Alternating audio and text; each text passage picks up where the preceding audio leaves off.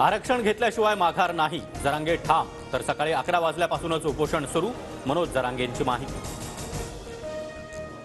मनोज जरांगेंची सरकारच्या शिष्टमंडळासोबत चर्चा, थोड्याच वेळात मनोज जरांगे भूमिका स्पष्ट करणार.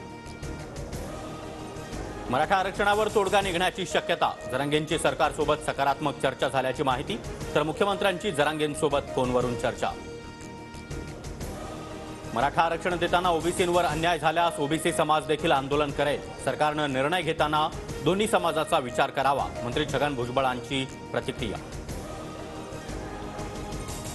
मराठा आरक्षण मिळालाच हवं, सामाजिक न्याय विभागाचे अधिकारी वेळोवेळी जरांगेंसोबत बोलतायत. चर्चेतूनच तोडगा निघत असतो, जरांगेंच्या मोर्चावर उपमुख्यमंत्री अजित पवारांचं वक्तव्य. मराठा आरक्षणाच्या मनोज जरांगेंच्या सर्व मागण्या मान्य, मंत्री दीपक केसरकरांची माहिती. 37 लाख कुणबी प्रमाणपत्रांचं वाटप, तर 50 लाखांपेक्षा जास्त प्रमाणपत्रांचं वाटप करणार, केसरकरांची माहिती. शिवाजी पार्कवर राज्यपालांच्या हस्ते ध्वजावंदन, राज्यपालांकडून भाषणामध्ये मराठा आरक्षणाचा उल्लेख, तर देशाच्या विकासामध्ये महाराष्ट्राचं देखील योगदान, मुख्यमंत्री शिंदेंचा जनतेला संदेश.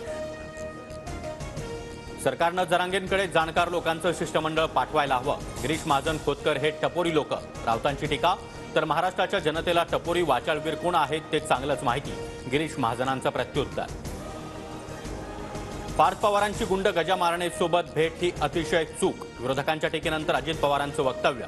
भेटीबद्दल पार्थ पवारांना समजावणार, अजितदादांची प्रतिक्रिया. आपल्याला गतिमान सरकार हवं असेल तर अजित पवारांनी मुख्यमंत्री व्हावं, अजित पवार गटाचे नेते दिलीप वळसे पाटलांच्या वक्तव्यानं नव्या चर्चांना तोंड. आज 75वा प्रजासत्ताक दिन, राष्ट्रपती द्रौपदी मुर्मूंकडून कर्तव्यपथावर ध्वजवंदन. राष्ट्रपती मुर्मूंचा राष्ट्रपती भवन ते कर्तव्यपथापर्यंत पारंपरिक बग्गीतून प्रवास. प्रजासत्ताक दिनी प्रमुख पाहुणे म्हणून फ्रान्सचे राष्ट्राध्यक्ष इमॅन्युएल मॅक्रॉन यांची उपस्थिती. प्रोटोकॉलप्रमाणे मॅक्रॉन यांचा देखील पारंपरिक बग्गीतून कर्तव्यपथापर्यंत प्रवास. प्रजासत्ताक दिनानिमित्त पंतप्रधान नरेंद्र मोदींकडून राष्ट्रीय युद्ध स्मारकावर शहीदांना अभिवादन. संरक्षण मंत्री राजनाथ सिंह आणि तिन्ही दलाच्या प्रमुखांची उपस्थिती.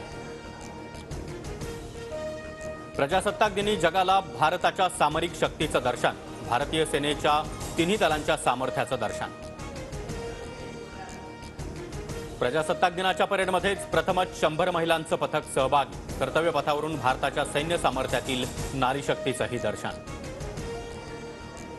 प्रजासत्ताक दिनाच्या परेडमध्ये फ्रान्सचं लष्कर देखील सहभागी. 95 सैनिकांची मार्चिंग तुकडी आणि 33 सैनिकांच्या बँड पथकाकडून भारतीय तिरंग्याला सलामी. कर्तव्यपथावर 26 राज्यांच्या चित्ररथातून भारताच्या सांस्कृतिक विविधतेचं दर्शन, भारतीय संस्कृतीवर आधारित चित्ररथांचं कर्तव्यपथावर संचलन.